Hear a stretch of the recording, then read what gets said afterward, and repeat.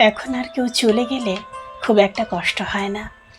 কানের পাশে কেউ দিনের পর দিন মিথ্যে কথা চাষ করলেও এই হৃদয়ে ঠিক আগের মতো অতটাও ব্যথা অনুভব হয় না। কেউ ডজন ডজন অবহেলা ছুঁড়ে মারলেও দীর্ঘশ্বাসগুলো ঠিক আগের মতো গাঢ় হয় না।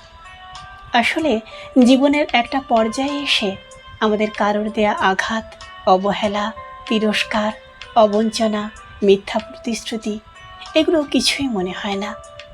আবার কারোর কোনো ব্যাপারে ইন্টারফেয়ার করতেও ভালো লাগে না। বড্ড নীরব থাকতে ইচ্ছে করে।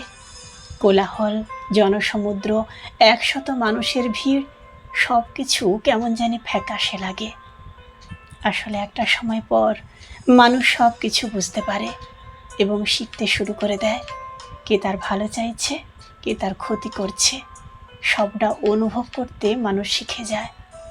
বিশ্বাস করুন, একটা সময় পর মানুষ নিজের সাথেই নিজেকে বন্ধুত্ব বানিয়ে নেয়। একটা সময় পর মানুষ একেবারে নিজেকে গুটিয়ে নেয়।